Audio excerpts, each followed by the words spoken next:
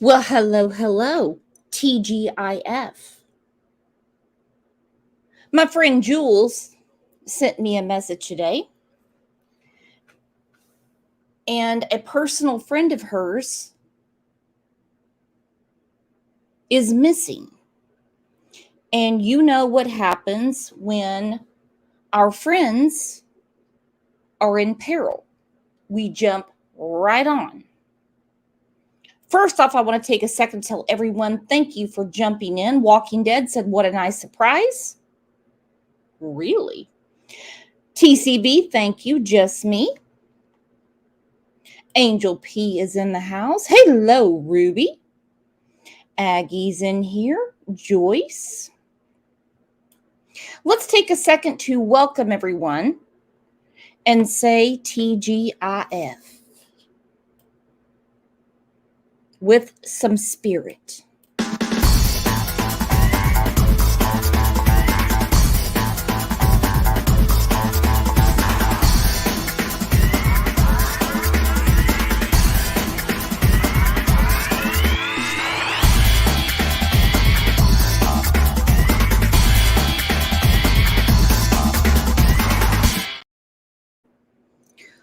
All right, we have a very special guest backstage, and let me tell you what is going on right now out of Greenville County, South Carolina.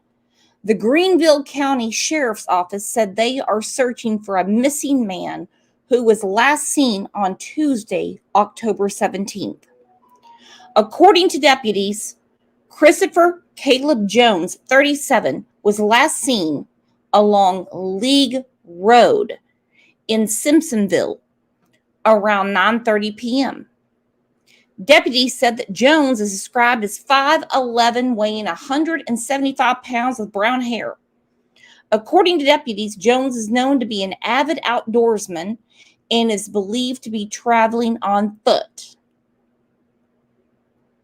If you have any information regarding his whereabouts or any details that might aid in helping find him, please contact the Greenville County Sheriff's Office at 864-271-5210. It's very scary. He's an avid hiker.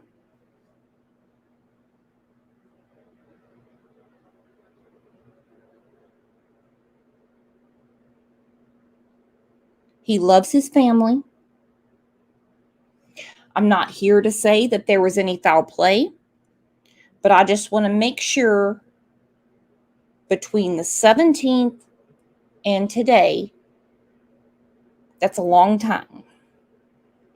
So let's please bring up his brother, Joshua Jones.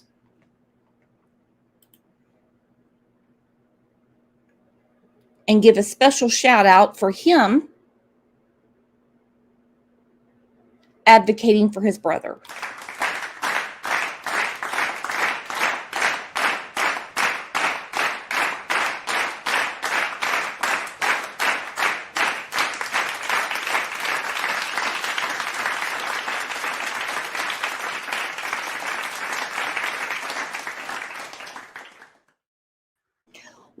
Welcome, Joshua. How are you?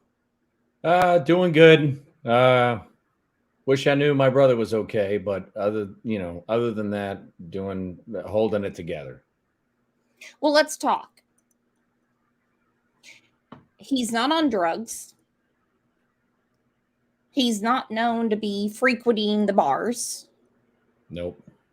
He's an avid hiker. Mm-hmm. He left on foot. What are you thinking? And you have the floor. Thank you. And thank you for having me on. I really do appreciate it. Anything I can do to try to get my brother's face out there is important to us. Well, avid hiker, maybe. He's an avid outdoorsman. He's got this. I'm sure probably everybody has seen these Japanese minivans, as they call them, where the driver's on the opposite side of the steering wheel. That's what he's got. And it's a diesel 4x4. He's outfitted it with every kind of a lot of Instagrammers, deck out these vans and go camp and place, and that's what they post videos on. But he does it just because it is effective. And he, for the last several years, especially when COVID started, would travel to different state parks. He's been to Yosemite, Niagara Falls, all these different places. And he just goes and sets up for a while, enjoying God's beauty, as he would say. And he would always come home at least twice a year, stay for 2-3 weeks or something like that at my parents' house where we all grew up in Simpsonville. And then he would take off. He was, no matter where he was always good at communicating, saying, hey, Mom and Dad, just FYI, Niagara Falls has been awesome, but I'm about to take off and I'm headed to this place. I'll hit you up when I get there. Always great about communication. And anyway, several days ago, that excellent communication, it stopped because my parents woke up and it was kind of late in the afternoon. They went into his room. His bed was made. His phone, his smartwatch, his wallet, all the stuff was just laid out. And he was nowhere to be seen. They didn't think anything of it. They went down to the bottom part of the property where he usually parks his van, which he doesn't stay in when he's got a room to stay at my parents' house. The van's locked up. His dog that he loves was put in the kennel with, my mom says, a week's worth of food. No trace of him whatsoever. It's like he up and vanished. And I wasn't worried about it when I first heard it, but then I got concerned. I went over there and yeah, that's when I started getting worried because he's gone.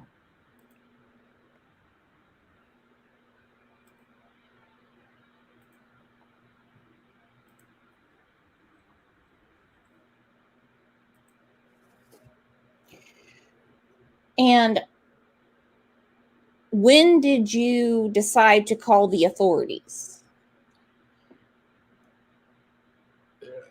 I left that up to my parents. I think what it was my mom, my dad, we kind of discussed everything because they had asked me. They said, son, what do you think? They said, do you think we should be worried? And I said, well, doesn't matter what I think. I said, are you worried? And they said, yes. And I said, well, then you should be worried. If you're already worried, I said, I'm worried. Because the making of the bed, and I said, has he done anything strange? And one thing that they did say was, I said, what has he done that's out of character? And they just said, the last night that they saw him, he came up and gave my mom a big hug. We're a close family. We're a very loving family. But one thing my brother will not do is just come up and give you a big hug, and pull you in close and just say, I just want you to know how much I love you. We always know that he loves us, but he doesn't do that. That's more like something I would do. But he did that to my mom the last night she saw him. And my dad said several days earlier he did that. And they didn't think much of it at the time, but it caught him off guard. And of course, in retrospect, thinking about it, it's like, man, where was his mind at? And that makes sense that, especially the scene that he left behind, the made bed, the phone, the wallet, the watch, like all this stuff. And, there was a couple of open Bibles in the room because there was Bibles all over my parents' house, open to certain scriptures, but no note, not like, hey, I need some days for myself. I'll be fine. It just, I don't know. All of it just kind of, I think, stood out to us that, man, something's not right. And, we thought at one point that he had taken a bicycle. So I was riding up and down the roads looking to see if, maybe he went out at night and got hit by a car, but we figured it out. I found the bicycle that they were talking about that my parents thought was missing, and it was actually at our property. So that basically left 3 ways that he could have left: on foot, called an Uber or somebody came and picked him up. Well, the thing is my brother, my brother doesn't really, his friends is his family. He doesn't have any friends. Not that that's like a bad thing, but he No, just doesn't not at hang out with people. Yeah, he's close with our family, so we're his friends. He hasn't had a relationship, and I know it sounds weird, but trust me, if you know him, it's not. But he just likes being alone. He's a Jeremiah Johnson type, but he hasn't had a girlfriend in probably 15 something years. But so there's nothing like that. It's so I don't know who in the world could have picked him up, but I mean that's still a possibility. The Uber thing got squashed when the Greenville County investigator came by and said that they tracked his debit card, and they said there's been no transactions other than a auto draft to pay a credit card on September 17th. So that just tells me he's got to be on foot, and I'm hoping that he had took a rucksack or something like that with him, with a hammock and a tarp and, you know, hopefully some protein bars or something. So he hasn't been using any money, any credit cards, anything like that. no, the you know what? It's actually funny. I didn't think about this until you asked me that just now. His bank card hasn't done anything, but the only thing they told us about was the automatic draft to pay his credit card bill. Have they tracked his credit card? As soon as we get done with this, I'm going to ask my dad that, because that didn't actually dawn on me until just now. But as far as we know, no, nothing's been used. I mean, he left his smartwatch, his phone, like anything that he could have been tracked with. And he left cash in his wallet. He had, I mean, you know, who knows? It could have been $30, but he left cash behind in his wallet. So I don't think he was planning on spending any money. Carrie wants to know, how old is Christopher? He's 37. Okay. 37. They said it in there pretty accurately. He's actually lost some weight. He's not 175 pounds. If I were to take a guess, I'd say he's probably $160. He's 5'11", same height as me. His hair is brown. It's dark brown, and he has kind of an olive complexion. He's not pasty, just olive complexion, and he's got a little black beard. You know, hair probably about that big. He doesn't have like one of those big ones. It's just kind of the close around his face beard. So. And we spoke before the show. Have you thought about an Into the Wild situation? Yes, I have. Caleb, like I said, we've never really seen any evidence of a girl broke up with him once. This was forever ago, 16, 17 years ago. We all kind of thought he was a little cuckoo after that. I mean, you know, heartbreaks affect people differently in different ways. But oh, absolutely. Yeah, but other than that, you know, he's got it together. You know, if he gets invested into something, he gets invested in it. And he chose to, you know, kind of get invested into Christianity and the Bible, because, you know, our family's religious and this kind of stuff. And so, you know, there's been, you know, no mental illness that I can speak of, no drug use, no drinking. The only time I've ever seen him drink is if he comes and hangs out. I'm like, I'm going to have some bourbon. I got some pumpkin beers over there. Come on. And he has a few, but that's the thing. He's not really a user of anything. He's very much on his own devices. Water, coffee, the Bible. That's pretty much him. Well, I know there's a big pilgrimage right now. I can't pronounce it right. I can't pronounce a lot of things right. Through the Appalachian Trail. So how close are you to that? We're pretty close. I mean, the Appalachian Trail, which I've hiked before, once upon a time, it goes from Georgia to Maine. Mhm. It's long, it's strenuous. My brother, like I said, he's not. I mean, who knows? He could have got it into his mind overnight. He wants to be a hiker, and he's like I said, he's survival outdoors, no problem.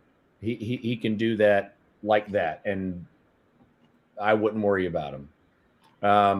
So he could have tried to attempt something like that, but no, it's extremely close to us. The Appalachian Trail. There's the Because Smokies. I went through some Facebook groups for the Appalachian Trail, and it's a big pilgrimage. I never can pronounce it. Sorry, guys. Excuse me. And they want to get through the wilderness throughout the winter. And Yeah, they will leave behind money, identification, everything. well, the only reason that I would say I don't necessarily think it might have been that was because I mean, or either he did it wrong or did it differently than those people. He left all of that behind at his, at the trailhead. He left everything at my parents' house and took off with basically nothing. So, Christopher McCandless, he was, I would call what he did a walkabout. I think he was someone that he just was looking to try to pull something out of life, and he just didn't understand didn't understand. I guess the places that he were at didn't really have much meaning to him. And if I remember correctly, reading, and of course there was the film, was he just thought that reality was just really rooted in nature, and he was obsessed with going to Alaska, and of course we all know what happened there.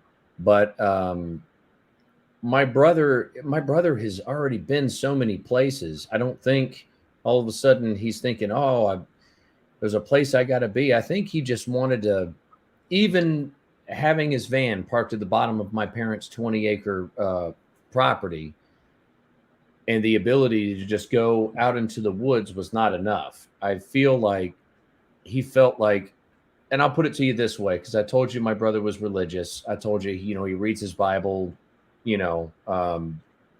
religiously, so to speak. The only thing I can think of is, we all know, whether you believe in the Bible or not, Jesus Absolutely, went out. I do. Yeah. Well, Jesus went out, into the wilderness, and that was where he was tempted by the devil 3 times.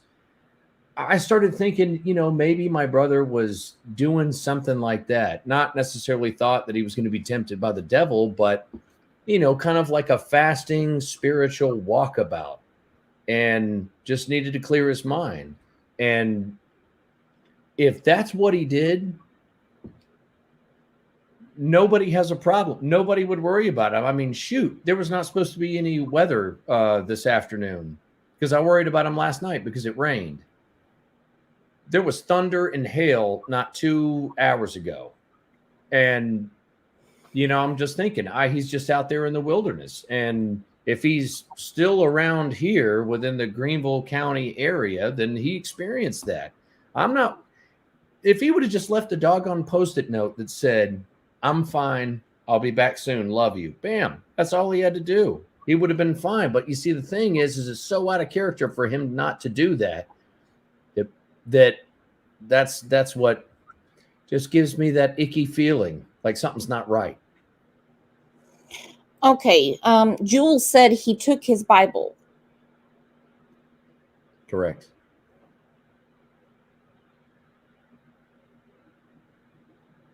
Yeah, he took his Bible, a small toothbrush. My mom thinks he took the small toothbrush, which you got to look at every little thing. Like, if you take a small toothbrush I mean, if you had, like, because trust me, I've gone down every single negative road you could think of. Not that I'm insensitive, I'm actually very sensitive, but at the same time, I'm like, when it's time to say, okay, what's going on here?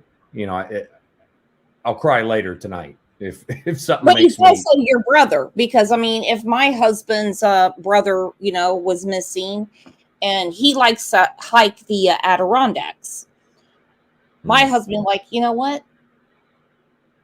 I don't, honestly, he'll come back. But something seems off to you. And what is it?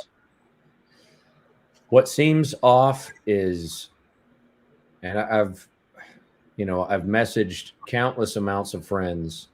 I mean, first off, let me say this, and I'll get right into that. When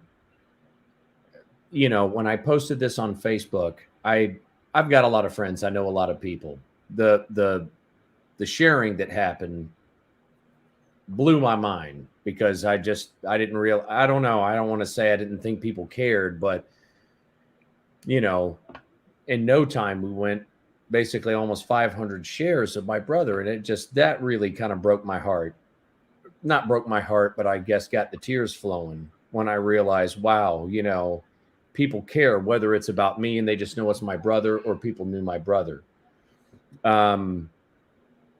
So that just kind of lit me up. And because, I've been searching for 3 days for him.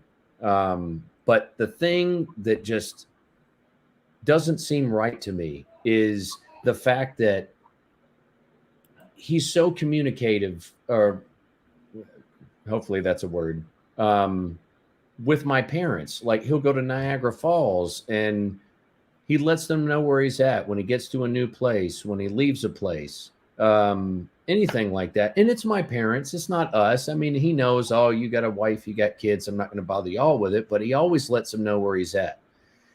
And my father said he's never once dropped the ball, like, oh, I'm sorry, I went from Yosemite to Canada and I was there for 6 weeks. I'm sorry I didn't message you. No, nothing. He's so good about that. And the other thing is my brother, he loves us. And if he just took off, knowing that he didn't leave a note, he knows that he would worry all of us, like his nieces, his nephews, his brothers, his sisters, his parents. And that's just not in his heart. That's what scares me, because I feel like something's really wrong. And that's what I worry about too, because like you said, he's always very responsible, and he will tell people, I'm going to take this hike. I'm going to do this.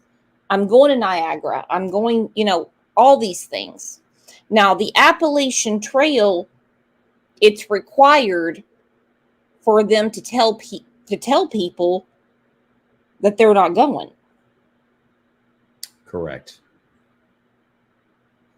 It's for their own spiritual well-being. Mm-hmm.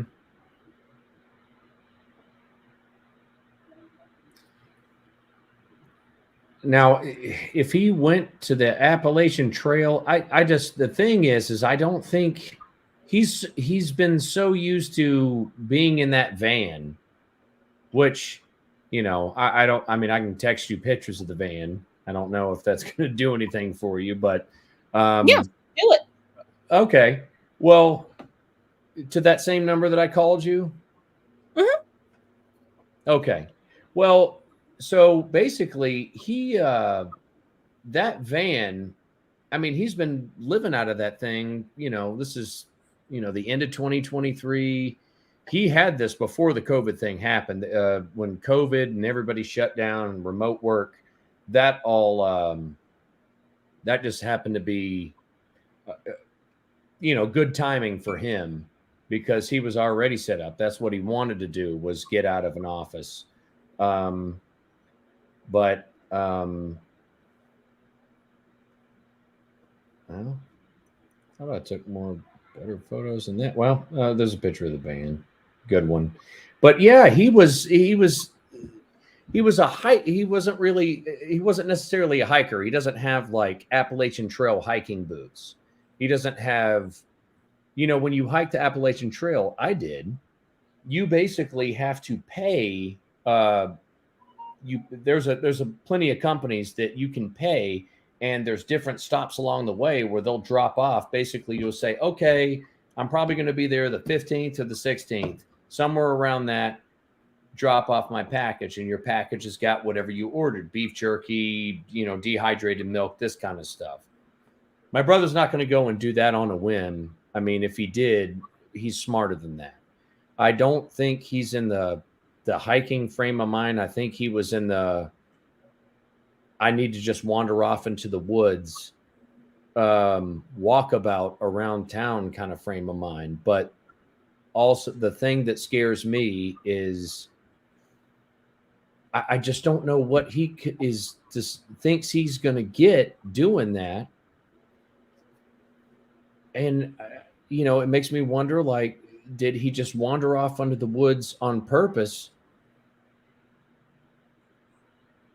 knowing that he might not come back? You know, this kind of stuff. I've had, like I'm telling you, I've had every. Do you think he might be suicidal? I don't think so, but I haven't ruled it out. I've thought about it. I thought the hugging of both of my parents at different times, telling them that he loved us or loved them. He made a conscious effort to come over and hang out with me very recently. Made sure he went and saw my sister. And then just the way the bed was made, everything was laid out. I mean, I don't want to like revert to the movies, but there's a reason you see scenes like that in the movies. You know what I mean? When stuff's done like that, usually somebody knows that they're either not going to see them ever again, or something is bad, you know, something bad's going to happen. And, you know, it could have been, I don't want to say for dramatic effect. That's not really my brother. I think he probably did that stuff because he wanted to, but it seems intentional. And I don't know. I don't know. I don't know what to think. My gut tells me he's on a spiritual walkabout in the woods somewhere. But then, now, what scriptures was he really involved in? You're asking the wrong person. There were 3 different Bibles open. One of them was the Book of King. And I'm sorry, I can't tell you because I can't recall the actual scriptures that were. I mean, you know, that was like in his van. There was. I thought I took a picture of it. Maybe I didn't. But in his van, his Bible was opened up. And of course, I read both of the pages of the Bible, you know, looking to see, was there a phrase like wander? And I'm just shooting from the hip here. But if I saw something like, you know, wander ye about the wilderness, you will find the answer of life, or something like that, then I would say, okay, that is obviously what he read. And maybe that's his way of telling me, hey, he's out wandering the wilderness. He'll be back. Not worried about it. But it wasn't. And none of it really made sense. My mother she's not a scholar, but she's about the closest thing that can be. She didn't pick up anything from any of the 3 open Bibles. There was an open Bible in his van. There were 2 in the room he was staying in.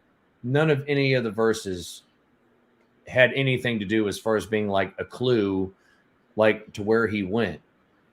So, you know, that was a negative. Not being able to decipher something.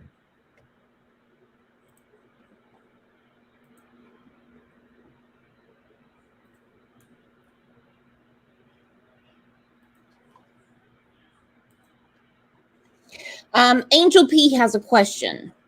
Yes. Has he ever done anything like this before in the past?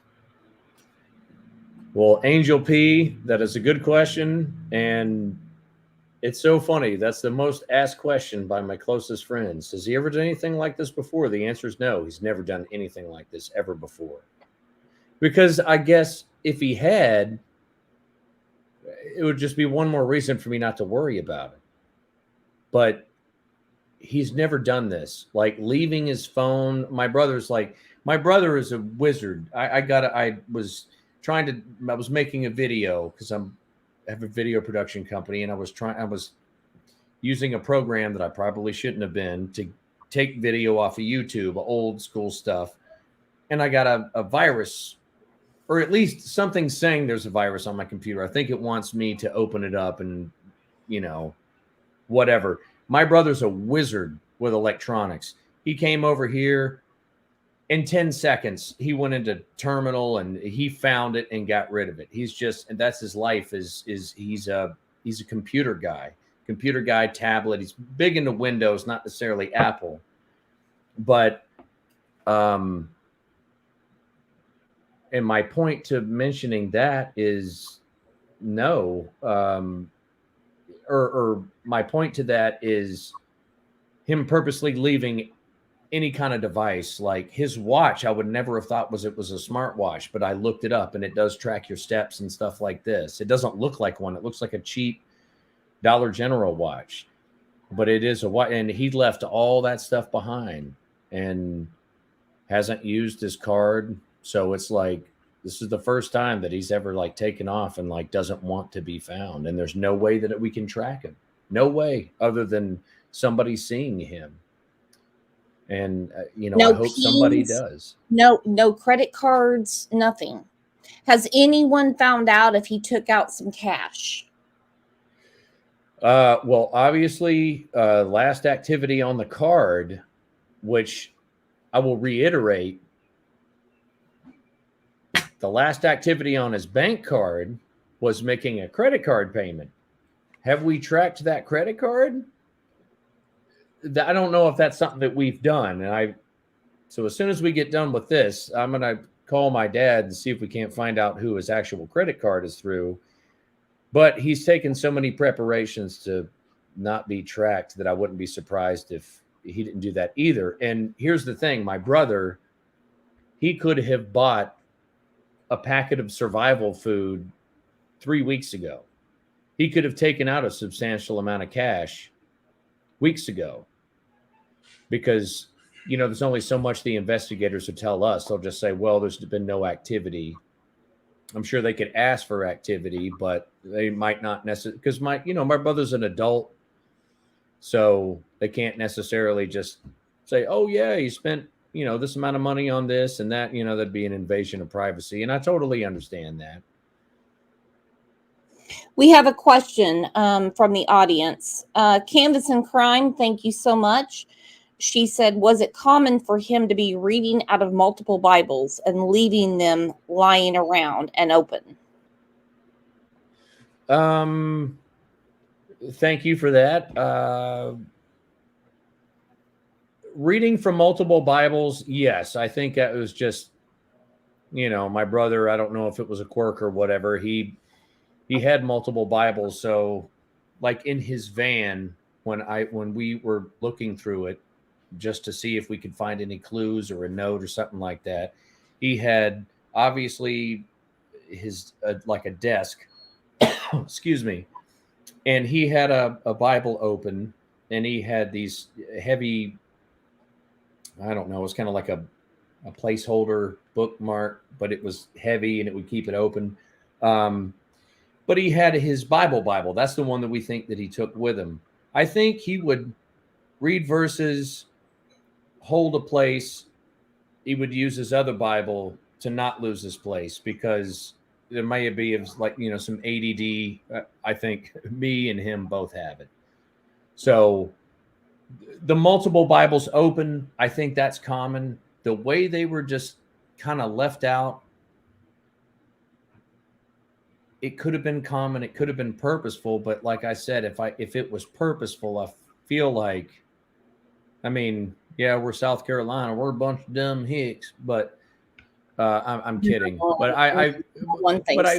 Hell, I'm from Oklahoma. Well, no, I just feel like if he was trying to tell us something by the open Bibles, it would have been obvious. So anyway, I hope that's a good enough answer for that. But the Bible's open is probably common, yeah. Can I ask you a personal question? What the Bible is a Bible, but what religion is he? Oh, well, Christian. I mean, we grew up Southern Baptist.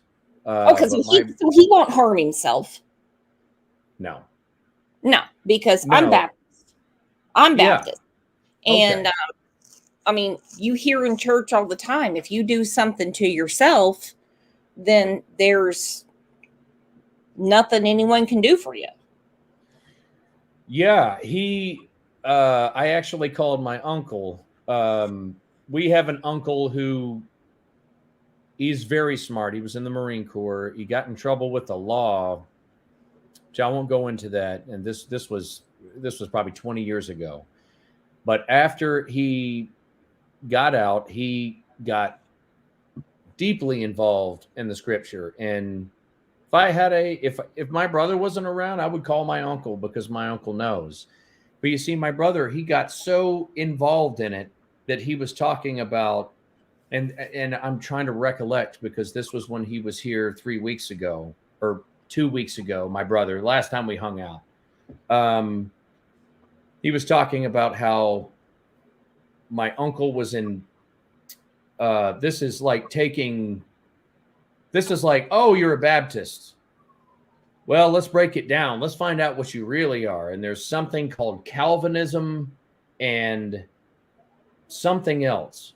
And basically, it's like, let's just say this is Southern Baptist, being a Baptist, and then you just start breaking it down, and then it comes down, and you have these people, and you have these people. There's Calvinist and something else. My brother is the something else. But either way, I talked to my uncle, and I said, whether it's the Calvinism or whatever the super descriptive or self-descriptive part of being a Baptist that you are, would my brother ever hurt himself? And he just said, well, it would be a sin. And your brother, I don't think he would do be that. A sin. And also, I mean, when you're Baptist also, like I said, I'm Baptist. I mean, we don't believe in cremation.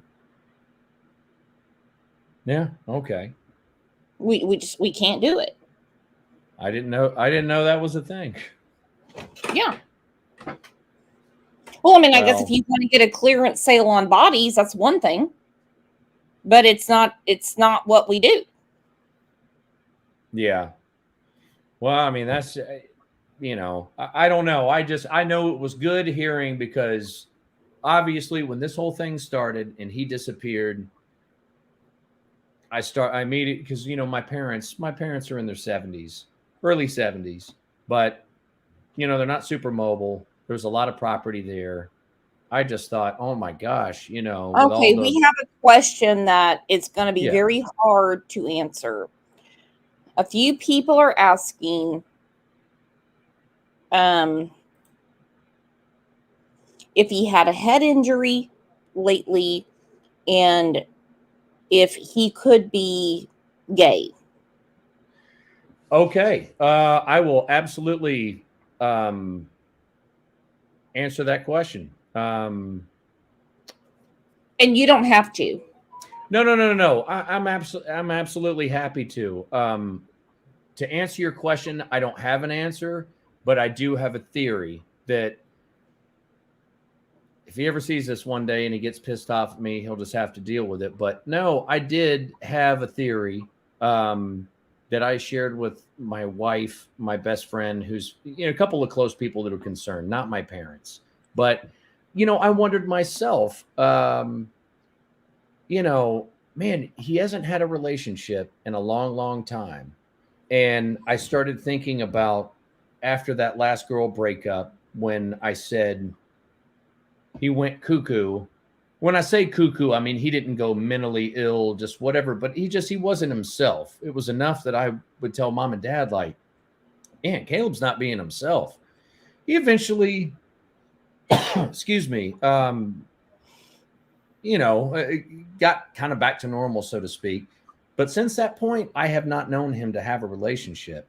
And I did have a theory that I wondered, and I don't know the answer to, was okay, let's just say maybe he loves the idea of having a family and all this stuff, but maybe girls are not doing it for him. Maybe it's something else that he feels like he needs to be ashamed of. And maybe that's why he has embedded himself into scripture so hard. And I hate to use the phrase, but to pray the gay out, or something like that. Like he's trying to be like, well, these urges are wrong and all this stuff. Do I think that's the case? Probably not, but I don't know. It's something that has crossed my mind a couple of times. So you wouldn't be wrong in asking that question. If he showed up and he was like, I've been with this man for the last few days, you would still love him. Oh, 150%. I would never change. It would. Of course I would. I would just. And your parents would too, and so would the Baptist church. Well, you know what? I can't speak too much. I mean, I guess so. The church. I don't know much. I'm sure the church would. I know my parents would. I know that I would, and I would just. It would break my heart. Not that I was ashamed, but I would feel bad if he had harbored something and was too afraid to tell anybody about it. But like I said, that's just one of, I think it's probably not the case, but that long a time without a relationship, I mean, it causes the brain to start turning. So I totally get it. And to answer the other person saying, did he ever have a head injury? He did. Well, he had an injury. And this is a perfect opportunity to tell this. So my brother, being the avid outdoorsman, likes being in the woods, likes solitude. My brother had if anybody knows what a Honda Ruckus is, it's a moped, but it looks outdoorsy, but it's a moped, but it looks cool. He built a trailer that looked like Honda had made it, and he had it loaded down with the most lightweight camping gear you could imagine. Nothing big, tents as hammocks and watertight bags and all this stuff. He drove it from Simpsonville, South Carolina to Los Angeles, California, all on back roads in the winter. So when it was time to sleep, he would pull off into the woods or wherever and do it. At some point during that trip, something on the trailer broke. So he actually took everything off the trailer, just kicked the trailer into the ditch, loaded everything, Mad Max style, all on that moped, and he finished the rest of his trip. He made it there, started working for this company, and at one point, somebody ran a red light, and I've seen the video footage of it. I don't know where I would get a hold of it now, but somebody ran a red light, and he, bam, ran right into their vehicle, flew off of his moped and rolled onto the ground. Health-wise, they cleared him, so he was good. He had a helmet on.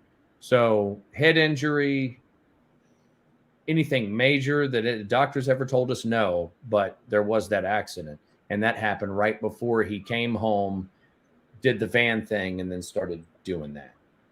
But he had a helmet on. He did have a helmet on, yes. Okay. All right. Well, to me, and I'm no expert, it seems to me that he does his own thing. He's a free spirit. Let's see if any of this makes sense to you, okay? Okay.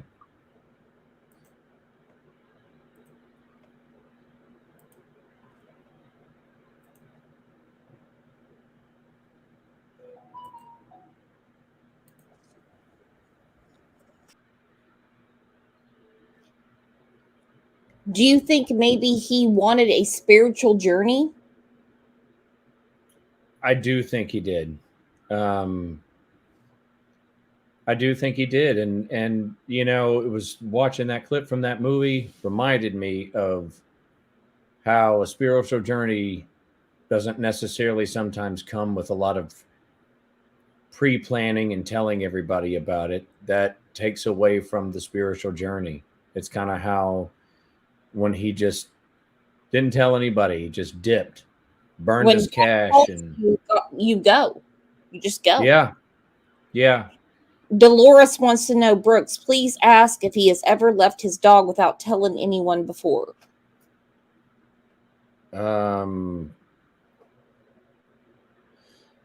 No, but leaving the dog in the kennel with plenty of food, knowing that someone was coming. The kennel's really big, so it's not like he was in a crate or, you know what I mean, or something like that for days. He knew someone was going to be down there. So as far as like the dog being in good care and hygiene and all this other kind of stuff, no, the dog is fine. But he has never done that before. So that was kind of like a way of saying, hey, I'm going somewhere and my dog's not coming with me, which is unusual.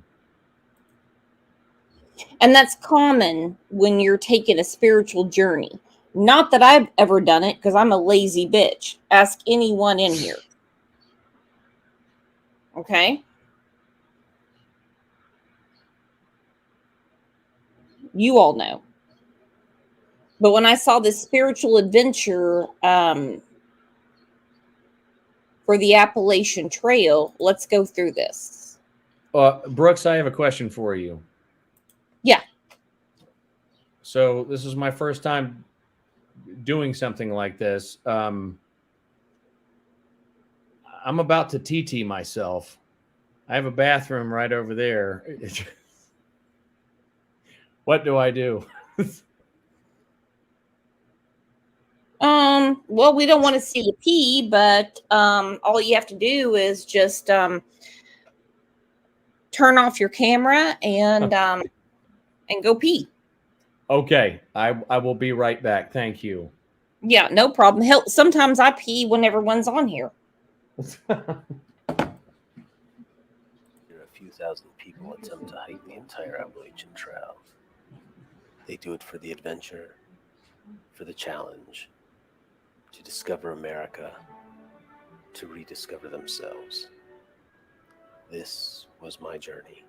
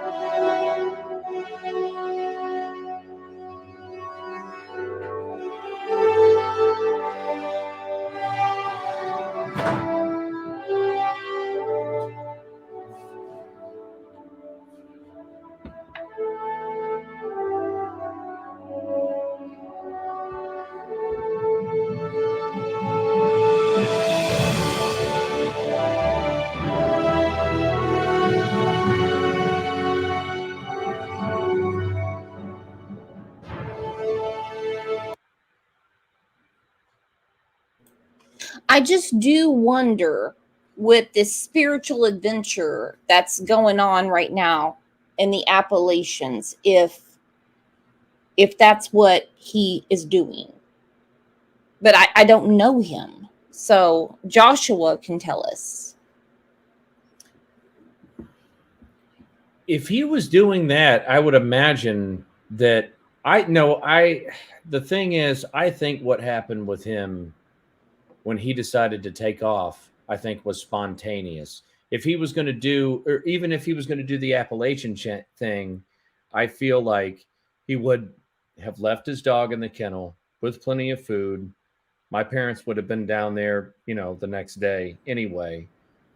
But he probably would have driven his van, near somewhere where he could have access to the trail instead of just, like rising up one day out of bed like Forrest Gump, when Forrest Gump was sitting on the front porch and just got up and started running and ran for 5 years. That's kind of like what I feel like my brother did. He just, the Forrest Gump moment mixed with Walkabout and a spiritual journey, but it was just spontaneous. But at the same time, I think about the hugging of my dad and my mom. So maybe he knew something was going to happen and was just waiting for the scripture to hit him at the right moment. But if he was doing the Appalachian Trail thing, I feel like he would have driven to the trail. But part of the spirit adventure is to not drive. Okay, well, you do make a valid point there. That's right. I don't know. I'm trying to wrap my head around it, but so is this, you were talking about so was something going on with the Appalachian Trail? I may have misunderstood you earlier. So is there like a newfound? No, it's a spirit adventure that people take, and it started on Monday. Okay, I did misunderstand you earlier. I guess when we talked, I did not know about this. Oh, I just found it on Facebook. I believe everything I read on the internet. And and so it's basically and they go from spot to spot to spot, and they will pick up supplies on the way. Yeah. Usually, though, with the supplies, like I said, I've hiked that trail, the whole thing. It costs money. You got to get it set up. From Georgia to New York? Yes. How long did it take? Took me 5 months. Some people can do it this amount of time, this amount of time. This was, let's see. So after high school, I didn't really know what I wanted to do. Went to Australia and scuba dived for a while. I was only there for like 3 months. And then that was another thing that I wanted to do. So I found out what all went into that. And somewhere I still have a Ziploc bag with my beard hair that I trimmed off afterward. And it's in there. It's up in a box somewhere up there. But it's, yeah. But he did take a Bible, and that's required in that. In the spiritual journey on the Appalachian Trail. Why this thing I didn't know about. This thing that you said started on Monday. I didn't know anything about this. Britt Sadie said, doesn't add up to me. I think he would tell someone. No, and that's the thing. Britt, I posted reluctantly because my brother he's not on Facebook. He does have an Instagram. I'm not going to throw out his Instagram name just because I'm just not going to.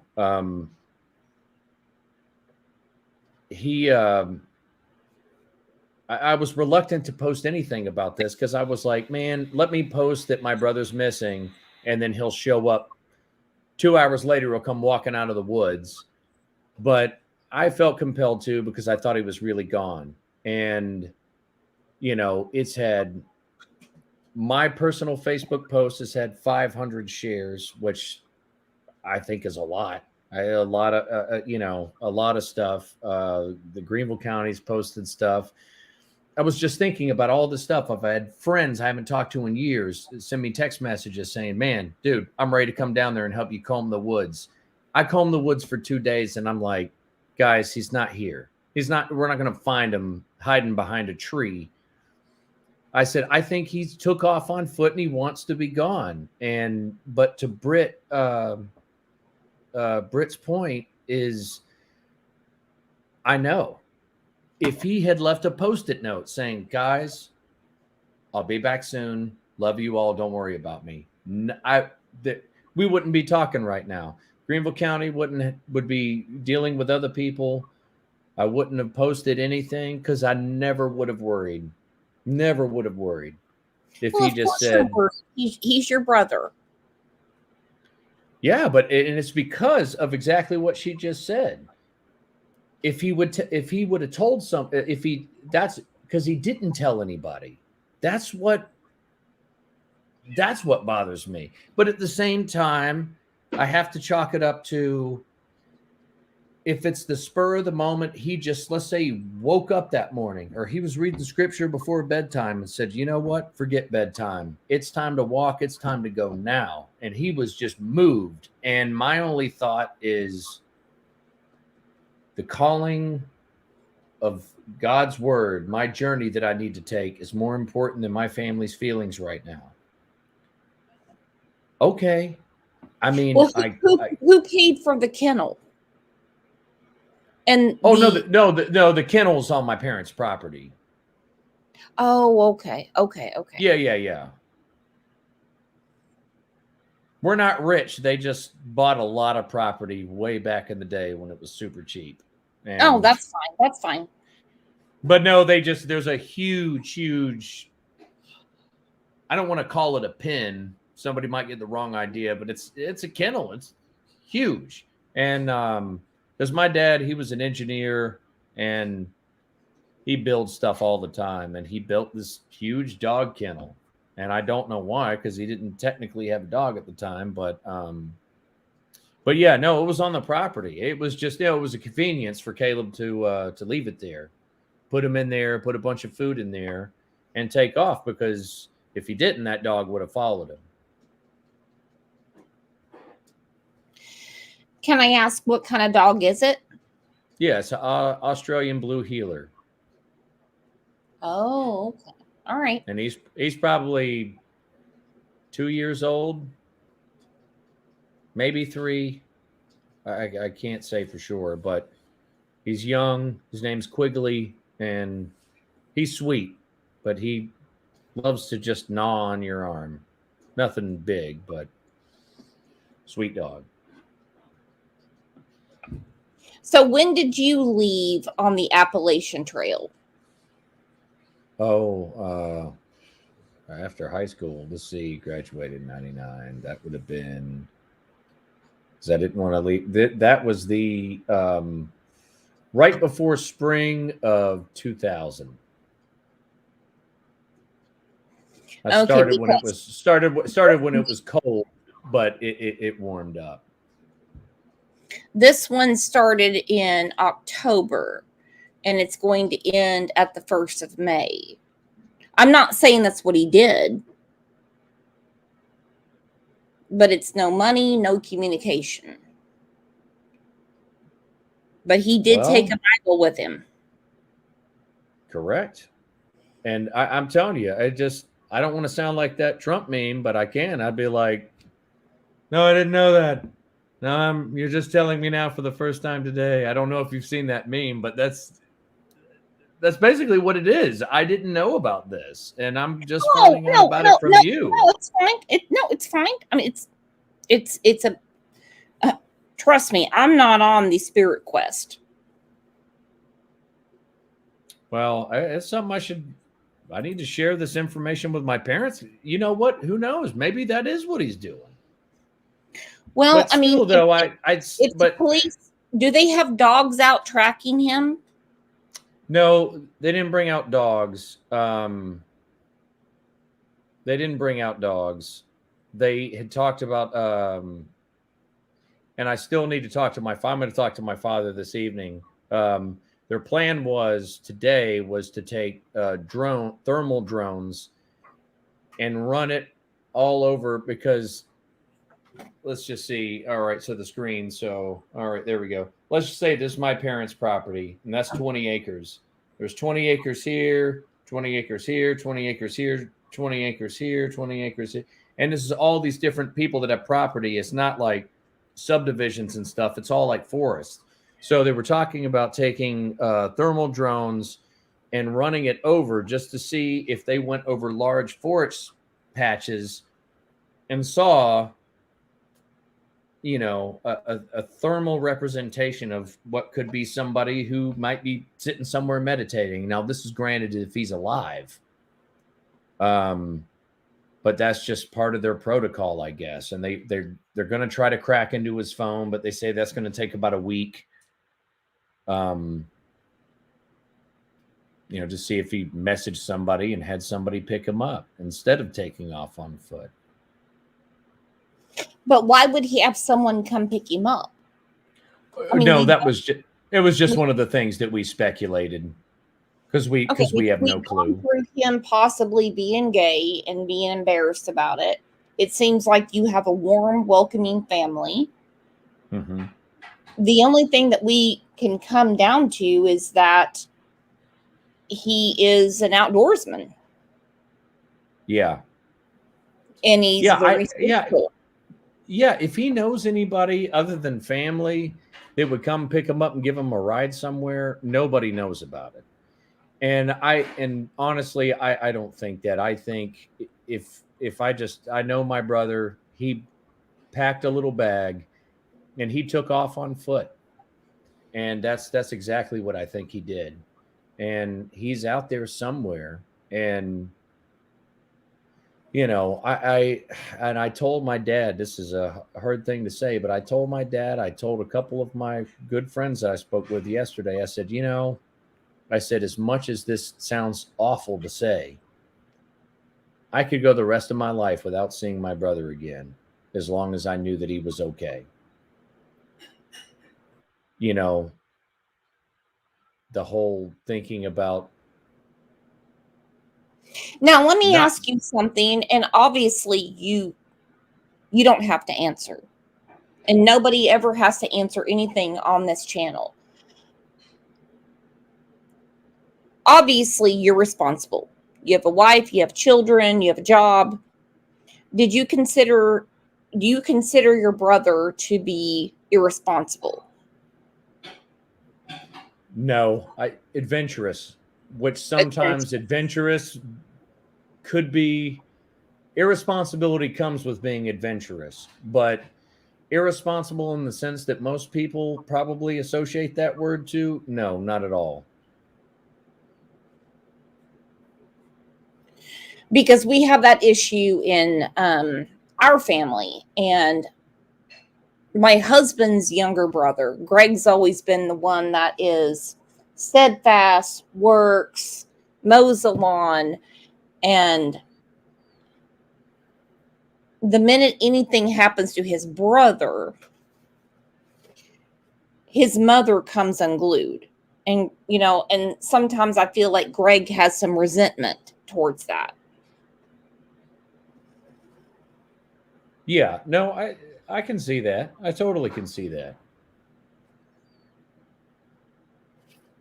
It's, you know, the adventurous spirit. I've known a lot of people who, you know, other than my brother, who are adventurous. I'm adventurous, or I used to be. I still am, but I'm telling you, I would, when I was younger, I'll put it to you this way. When I got married and I got to know my mother-in-law, when she comes over here, she sits on the back deck, and you know, if you get out there, it's like you get caught, and the next thing you know, you're telling stories, swapping stories back and forth for 3 hours. And she would always tell me, she says, Jones, she calls me Jones, you know, most people do. And she would say, you just have so many stories. And I would say, well, the reason I do is because they're all true. It's just life. Sometimes, you know, you've got two paths, and there's the path everybody takes, and then there's that spooky little path that doesn't look like a lot of people go down one. That's the road that I want to go down.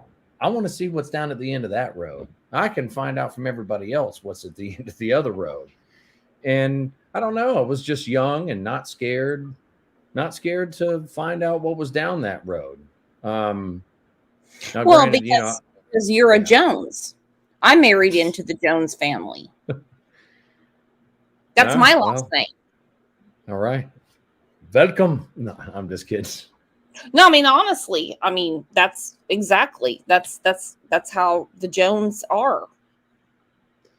Well, I've always thought so. And I mean, you know where the entire last name came from. It's insane. I mean, I'll tell you on a different show. okay. Yeah, ours was oh God, Welsh and Yeah. all that stuff. But no, we've never been afraid. My dad was the same way. My dad was adventurous. I think that's where me and my brother got it from. But I've always have been, and I got stories you wouldn't believe, and I swear to God they're all true. But 46 patches from the Adirondacks. 46 what? Patches from the Adirondacks. Oh, Different wow. mountains he's climbed. Yeah. That's awesome. The Adirondacks. I've seen them from a distance. I've never actually been in them. I mean, after I do something and then I'm like, okay, I'm going to go do something else. After Appalachian, went to Australia. I went, and actually, this is my. You can see this. Whoops, there we go.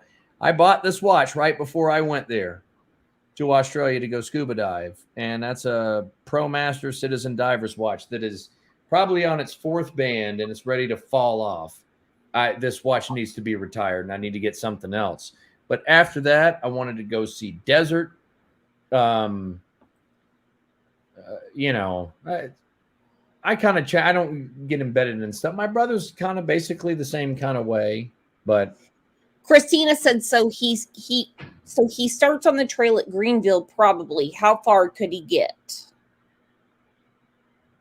without having to barter with someone or have to spend money to get supplies, depends on maybe what he bought. He could have bought weeks ago supplies if he was planning this. I don't know. I mean, my brother, he's pretty tough. He could do, I mean, you know, let's all face it. I mean, you know, you can fast and be like, oh, I'm in the zone. I've got the spirit and all this other kind of, I mean, your body needs to eat. Mm-hmm. I know monks are capable of wild things, but, you know, I don't know, a couple weeks. I would say he could probably go a couple weeks if he ate hardly anything. He would probably slim down to nothing. But Sea Star said I'd say hiking the Appalachian is pretty adventurous. it is, and it's interesting. It's not necessarily like what a lot of people would think, because, you know, when you hike the trail, it's not like a lot of people probably think, oh man, you hike and then you find yourself a little camp spot. No, there's a lot of dangers out there, especially at night. They have like basically, like, imagine, you ever been to a picnic area, you know, like at a park or something like that, and they got this big wooden structure. Well, imagine a picnic area with no tables and walls on 3 sides. That's where you would go in there and set your tent up in there with people, because that protects you from bears and, you know, bobcats and, you know what I mean? Any of that kind of stuff. What does your gut tell you? Well, my gut tells me that he went on a spiritual walkabout and that he is okay. He brought very little with him and that he will return. That's what my gut tells me. And real quick, Pamela Richardson, it's so funny that I see her comment there. That is exactly what my mother said. My mother said I wouldn't be surprised if instead of the walkabout, he meandered into downtown Greenville and started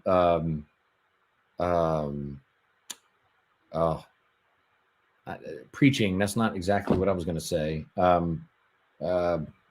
Witnessing to people. Well, I guess it's preaching, but anyhow.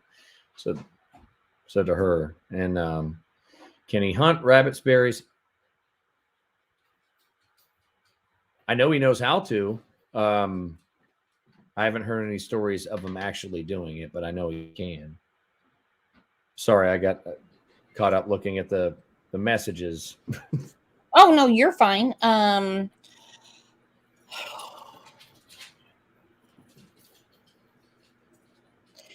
let's go back through the Appalachian Trail and we'll go to Dr. Grande. If you have time. I have.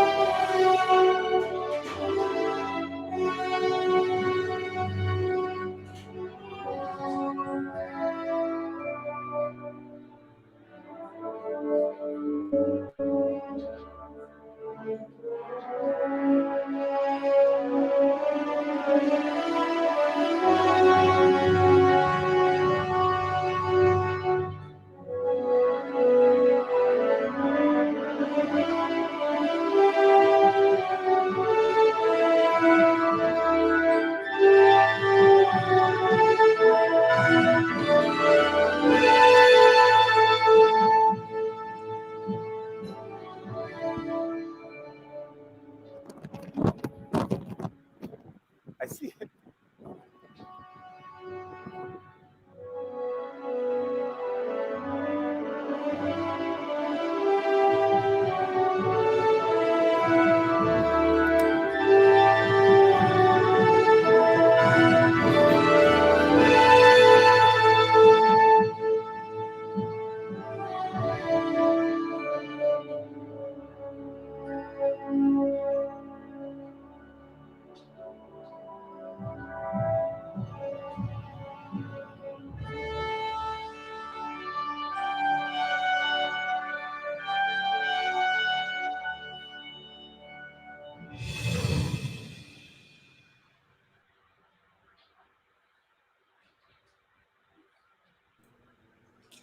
And that could be what he's doing.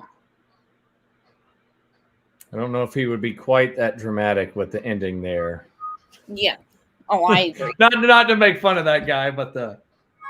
Oh, I know. They love dramatic effect. I know. Well, I tell you, this is the first I'm hearing about this thing with the whole you bring no money, you bring no this, and you bring a Bible or whatever. I got up for a minute while that was playing. I could hear it, but I sent a text to my dad to say, hey, I got to talk to you later, so don't fall asleep, because I do want to tell him about this thing. I mean, But anyway, but yeah, you were asking me if I had time for something. I have time for if for the, you said the doctor something or whatever, and then yeah, I mean, and it's one thing. I mean, if he's not using money,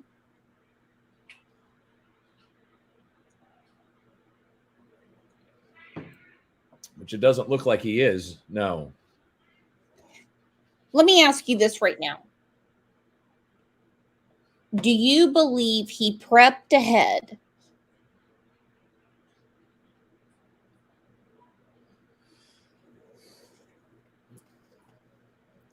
Do I believe? I don't know. I'm going to be honest with you. I'm 50-50. If you saw like his van, you go into this van, he's got drawers with mountaineering socks, dehydrated this. He's already like this mobile prepper. He has everything he needs. He probably could have whipped out one of 4 different backpacks and said, dehydrated bacon, let's see, a handful of protein bars, this, let me see, merino wool outfit in case it gets cold, hammock, tarp, and this little knife. My Bible, I'm out of here. And you go into his van and it looks like nothing's missing. So, like I said, he wasn't a doomsday prepper. It was just, if you travel around the United States, you go and stay at State Park and State Park and State Park. Absolutely. Absolutely. He's always prepped for that kind of stuff. So, but I don't know if he prepped or he just had it. Could have been both. Who knows? Of time. He had taken a number of risks prior to hiking in the Alaskan wilderness. His family already had concerns because he came close to dying a few times. So what happened with McCandless? Was he a hero who figured something out, something about life, some higher purpose, like a role model to others who wanted to resist authority? Or was he just an overconfident, self-centered individual who gravely underestimated danger? Many people in Alaska view McCandless as foolish, just another person trying to discover themselves or some universal truth by trekking into dangerous country. In their journey of self-discovery, they end up discovering death. There are others who view McCandless as a legend. They romanticize him and his experience, viewing him as someone brave enough to take on the system, break free of society, and live on his own, when, of course, ultimately, he died on his own. In 2019, a woman died when she was on her way to visit the bus where McCandless died. She was crossing the same river that stopped McCandless from escaping the wilderness when she was swept away by the current. The bus was eventually airlifted out of the area to prevent further fatalities. So we can see McCandless hasn't been a good role model to everybody. My theory is that McCandless was a bit narcissistic, unrealistic, and self-absorbed. He believed that he had figured something out that other people could not. He understood what the rest of society was unwilling to or unable to understand. He was able to think abstractly pretty well, but not think concretely.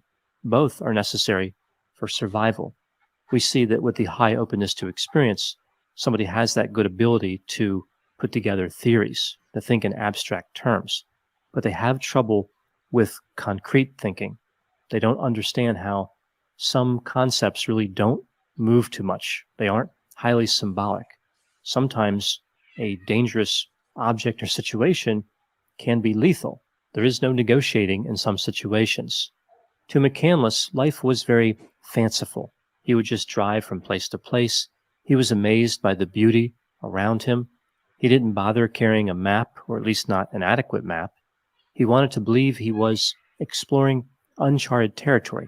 He was off the grid, separate and free from society. It was his mission to be like a human pinball, perhaps a victim of making a literal interpretation of the phrase, "any way the wind blows." He didn't really worry about dangers. He believed that things would always work out. He reminds me of Mr. Magoo, this cartoon character who always seems to put himself in great danger but never gets hurt. Although, to be fair to Mr. Magoo survived. Some people believe that McCandless was suicidal. like he wanted to die in the wilderness. I don't think he did. I believe he was willing to die. He realized at some level he was taking tremendous risks, but I don't think he was actively trying to end his own life. I think he made the mistake of ignoring the fact that he was losing weight. He put himself in a precarious position. Then eating those seeds only pushed him over the edge. If he had stumbled upon the river close enough to see that tram, he would probably be alive today, although he would have continued taking risks, very likely, so it's really hard to say. Regardless of what he intended or did not intend, McCandless had an impact on many people. His story raises a number of questions. Is society too boring for some people? Is surviving too easy? Do some people need to survive a dangerous experience to prove to themselves they can accomplish other goals in the safety of society? Some people feel the need to risk their lives in order to enjoy their lives, which is kind of like a person saying they need to burn their house down in order to feel warm. I think the true legacy of McCandless is how some people need to be more careful about who they view as a role model. McCandless was a misguided young man who died a terrible death, not some mythical hero who should inspire generations to come. Those are my thoughts on Chris McCandless. Please put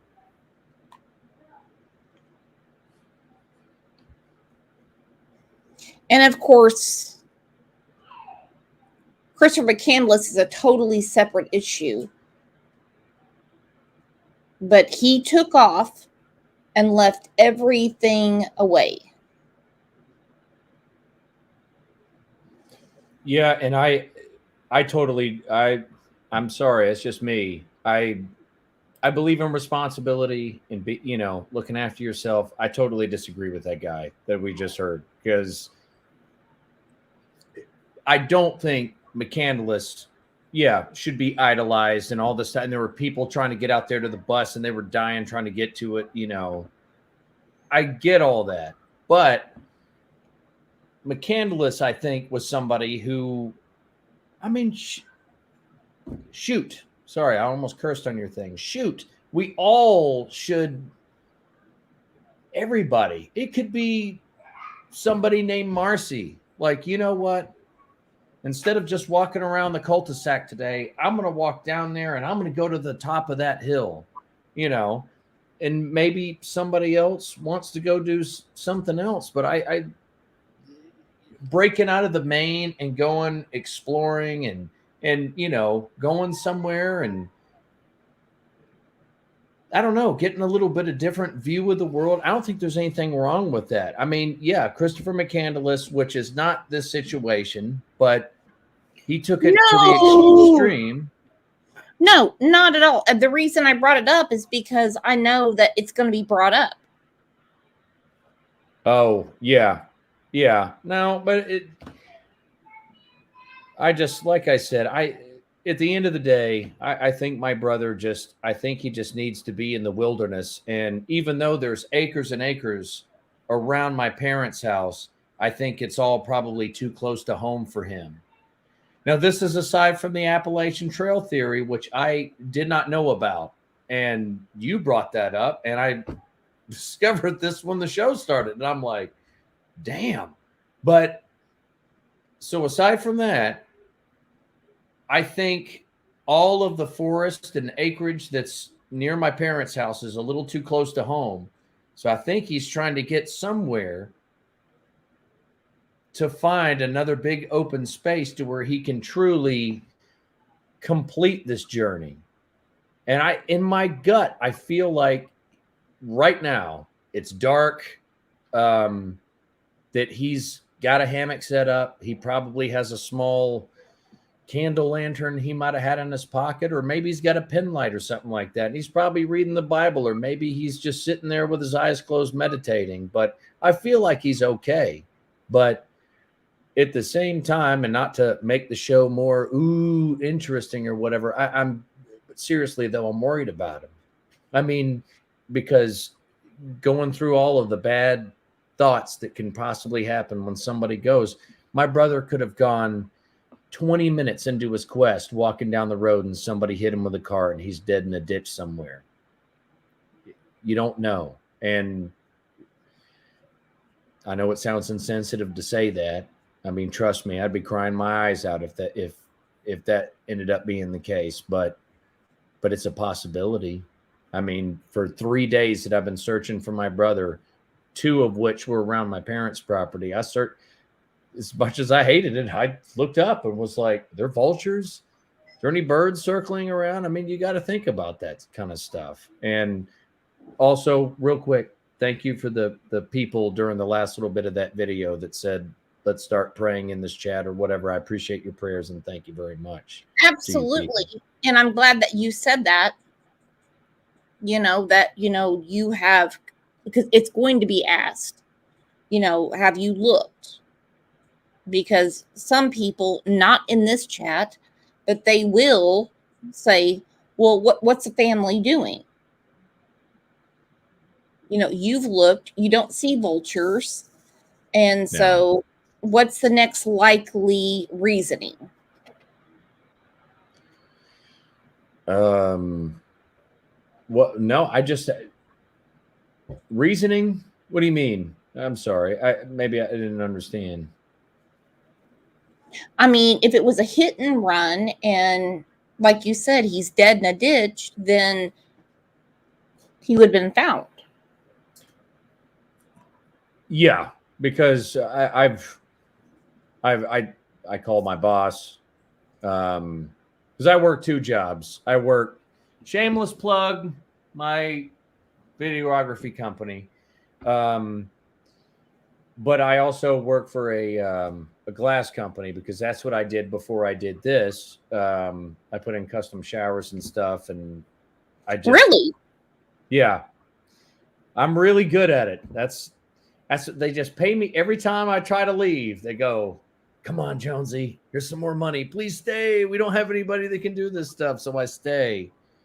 And I don't want to do it anymore, but that's what I do. But I'm telling you, if I say anything like, "Guys, man, I got a family problem," they're like, "Oh, what do you need? 2 weeks? Take the time off, Jonesy. We just don't want you to quit." Well, so can we get EquiSearch and they can come out and search? Can what? EquiSearch. I can call Dave right now and they can come out and search. EquiSearch? I don't even know what that is. What is EquiSearch? They're people that come up on horse and they will search. Oh, equestrian. Okay, I gotcha. Well, listen, I tell you, this is what I'm going to say. So I've had every friend from Wilmington, North Carolina to Atlanta, Georgia, like friends left and right saying, "Let me come help you search." I've searched my parents' property. I've searched neighbor's property, public land, creek bed, 6 miles, nothing. I'm telling you, my brother is not anywhere around there. He's left. No. He took off and he left. The investigator from the Greenville County Sheriff's Department is doing the drone thing or whatever. I'm telling you, I think he's on foot on roads and he's just dipping off into woods, camping, and he's going somewhere. And the thing is I think at this point, I don't know. I just don't want to waste a whole bunch of people's time because I feel like he's gonna come home, and it's gonna be soon. That's what it says in my gut. And that's what we want. But the more eyes, the better. Oh yeah. I'd hate people to load up horse trailers and all this other kind of stuff and just, Not I'm saying I don't want to find my brother. I do, because if you were going to ask me what are your last thoughts, I'd be like, well, I want my freaking brother. I just want to. The thing is, I don't want my brother home. I want him wherever he needs to be. I just want to know he's okay. That's all I want to know. Are you okay? Yes. If he had left a note, I would never have thought. I would not even be thinking about him. Because that's how much I trust his outdoor ability. I mean, you could give him nothing. He's that kind of guy. You could give him a roll of duct tape and you got shorts and a t-shirt. It's about to rain. It's going to be awful. You got no food. You got no nothing. All you got's a roll of duct tape. You would be amazed at what he would have come up with. That's how resilient he is. So that's why I'm not worried about him. But just the fact that he didn't leave a note is what bothers me and is what makes me scared. So let's go through this again. Do you believe that your brother was suicidal? No, I don't. Do you believe your brother is a survivalist? Yes.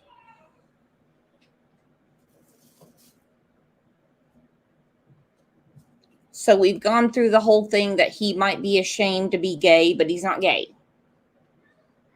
Yeah, and that's not something that I really was. I mean, I said it, so it's out there. It's not something that I'm. You didn't really say. Want. You didn't say. No. I get it. Just on the off chance that he ever sees this one day and despises me for the rest of time, he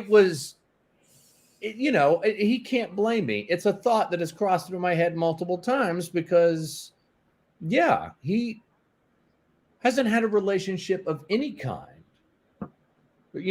Like no girlfriend, this kind of stuff. And it made me think. Friend, but I mean, like you said, he's so into nature and being in the wilderness. Yeah, it is just I guess the whole if he were having those thoughts, and I tell you, this is a statistic that the third child, there's a greater chance of them being homosexual. And I know this because I've got a friend who does this for a living, and he was talking about it. And his youngest brother, they're a family of, he's got two brothers. Are you the oldest or the middle child? I'm the oldest.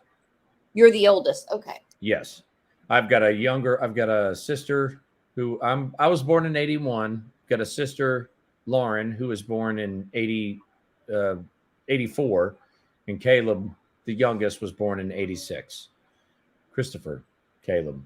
But anyhow, I remember when my close friend was telling me that, hey, my younger brother, Jared, is pretty sure he's gay. And then Ian ended up coming out as gay maybe a year and a half after he told me about their suspicions, which, their parents were not understanding, but they came around. Mm-hmm. Obviously, my friend was probably the most welcoming because he knew that he was going to be fighting snakes in the family and this kind of stuff. And I've never really had to deal with it much.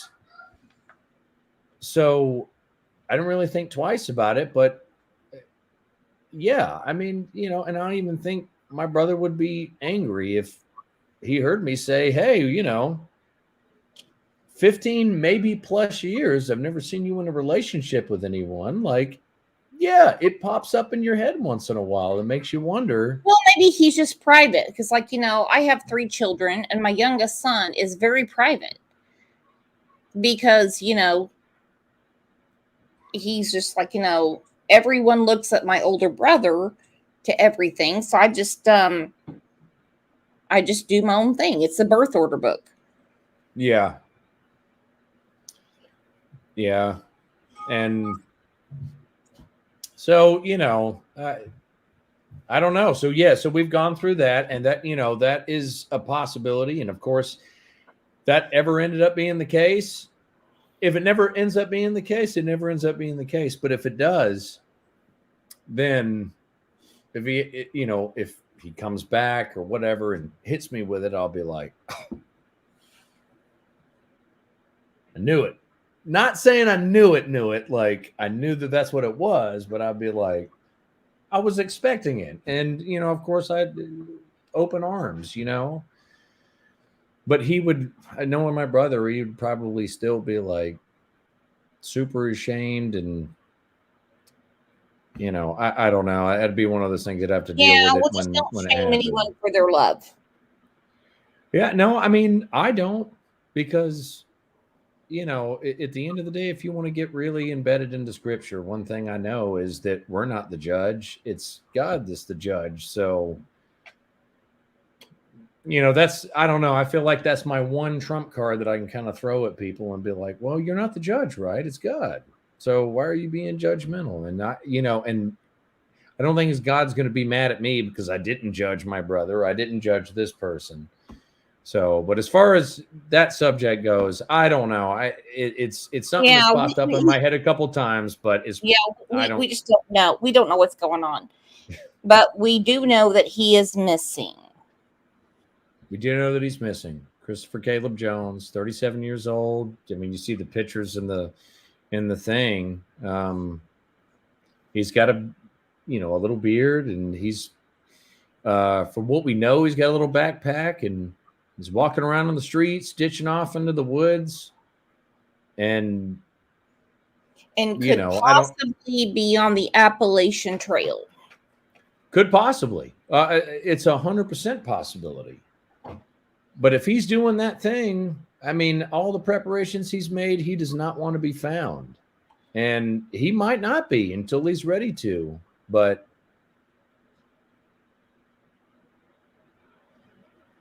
no. Anyhow, but and we can get a hold of EquiSearch and see if they will go through the Appalachian Trail.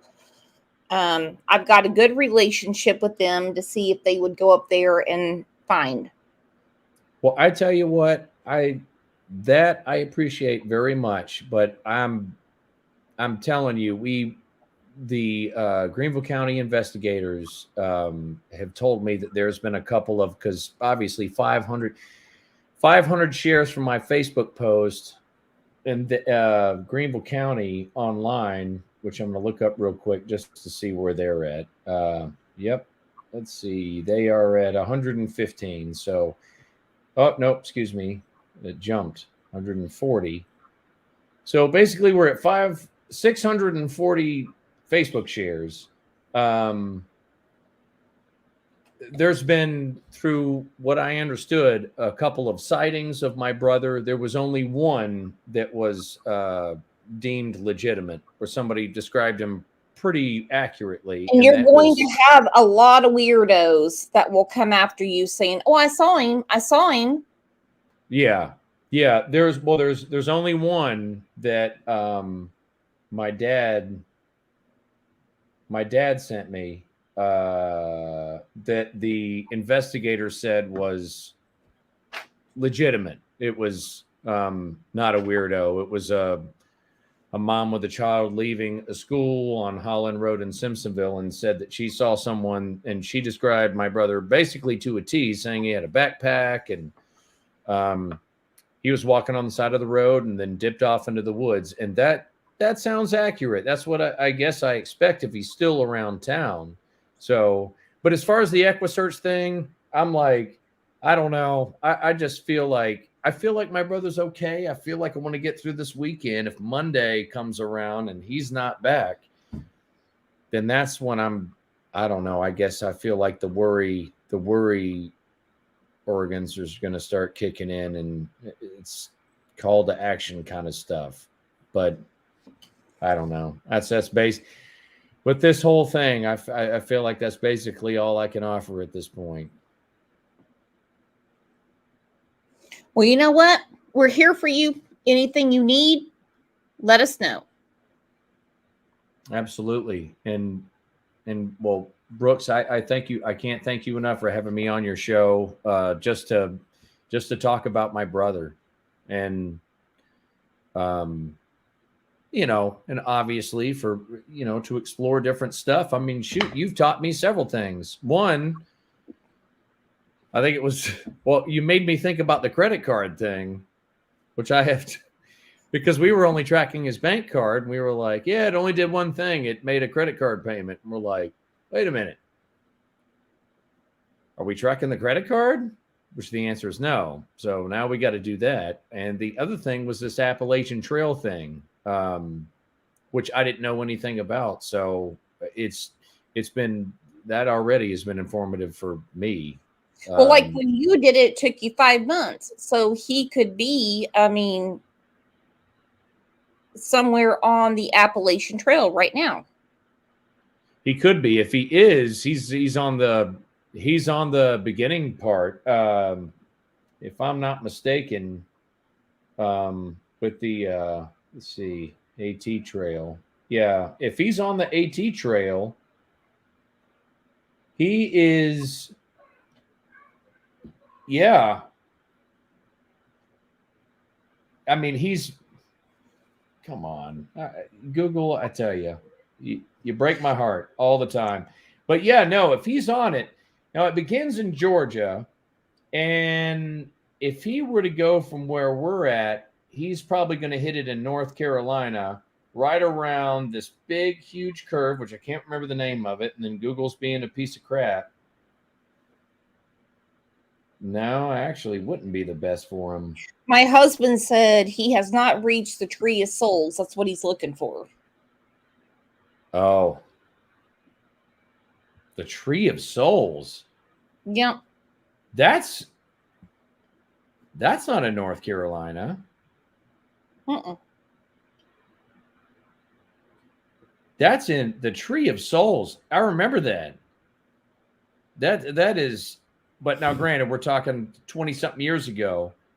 I'm trying to think because actually I'm looking at a map that's showing me like elevations and stuff. And if he's on foot trying to get to this thing, that's why I'm saying if he were to do it, he would have driven his van through all of that, the road madness, to get to some point in the trail, just left his van on the side of the road and then went. But at the same time, you know, if he's gotten moved by doing this thing, I mean, he wouldn't have. He'd be walk on foot. But golly, it would almost feel like him getting to the good point to start on the Appalachian Trail would almost be like hiking half of the trail or a quarter of the trail just to get to it from Simpsonville. But, you know. Well, I just want it to be okay for your family. And if anyone can tell us what we can do, just let us know. Oh, 100%. Well, I absolutely will. I mean, obviously, we were connected through a local friend that I have here. Yeah, my buddy, got me together with you. Yeah, 100%. Well, I tell you, I think, you know, my mom's probably the most worried. My dad he's worried, but he's not really. He's just like, he's out there somewhere. But it's still at the same time, my dad is the one that called the authorities saying my son's missing. So it just shows that my dad is worried. I'm worried. My wife, my sister, not saying anything about the females being more worried than the males, but they're really scared. But and they keep turning to me and I just say, listen, I think he's okay. I think he's okay. I just think he wandered off. But, you know, even I worry that, you know, shit, I don't know. And it's a scary thing, but I feel like after this weekend happens, not that it means anything, but it took you 5 months to hike it. And I'm not saying that's what he's doing. It might not through this weekend. Oh, no. What I'm saying is come Monday, if he hasn't shown up, then I'm going to say, well, he didn't just go on a spiritual walkabout through the forest here in Greenville County and decide to come back. I'm just going to feel like, okay, his journey's much longer. And I'm sorry, I can't accept that. I need to know that he's okay. I don't care if he wants to do his journey. I just want to know he's okay. That's all I want to know. Just that he's okay. And he can, you know, but that's the thing though.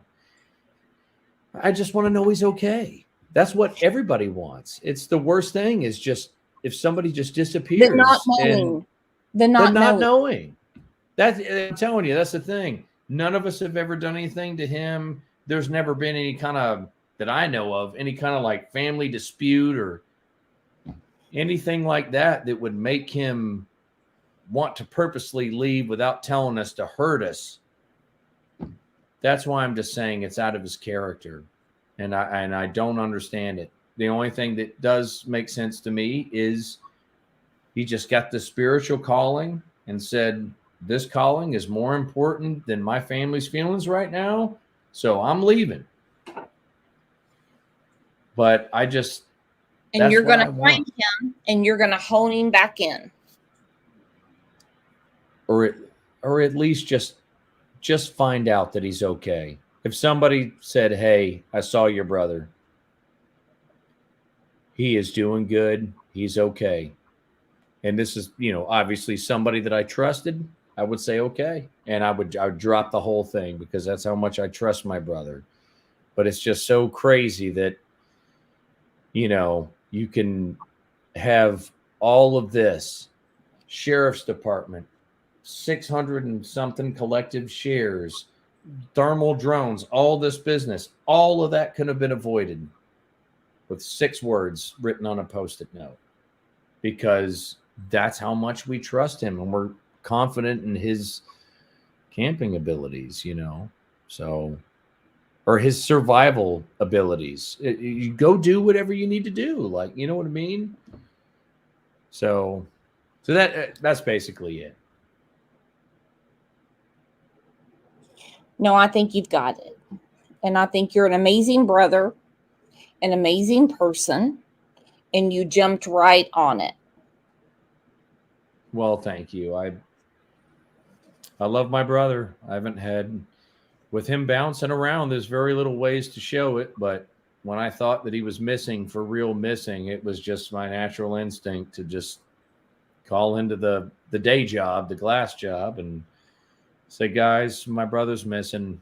I got to handle this. And next thing I know, I'm hiking through, 6 miles into the forest with a machete through creek beds, just, searching for anything. And of course, I found nothing. But I searched every square inch of all those acres. But, I do it again in a heartbeat because I love my brother and all I want to know is he's okay. That's it. I have a feeling he is okay. And I want you to keep in contact with us. I will. And I'll if we have any updates, obviously I'll text. I'll just text it to that number. And, if we don't have any updates for a while, probably won't send anything. But if we got anything, worth mentioning, I will 100% send it to you because I appreciate you having me on. Anytime, my friend, because we're here for the missing. Well, I'm glad there's people out there like yourself doing this because, there's way more. Sometimes I'm like, I felt bad because I've thought, man, my brother's probably just on the spiritual walkabout thing and he'll show back up. And if he is, fine. And people's resources are getting wasted for the real missing. And they wouldn't have to have been had he left a damn note. But I can wring his neck for that later. Well, I tell you what, when you see your brother, you'll have the biggest hug and you will just say, hey, brother, let's go do something together. Yeah. Oh, no. 100%. Let's have a big round of applause.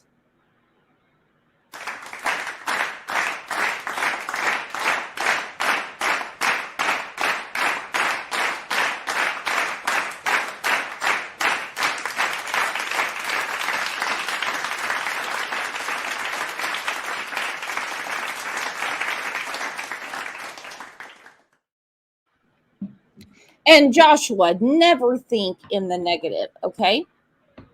You're Oh, out. You're out I here know. doing things for your brother. Okay. I brought up the Absolutely. Appalachian Trail because it just hit me because I heard that he was spiritual and you're close to it. And you said he's an avid outdoorsman. Mm-hmm. 100%. Well, So, thanks for letting us know about it. I mean, I didn't even know about it until you told me. So, well, I tell you what, we are all praying for you, your parents, your brother, your entire family. Okay. thank you very much. I really appreciate that. You have my number, and never, ever, ever apologize around here. We're all friends. Okay. Duly noted. It's Friday night, and let's send everyone out with a good note.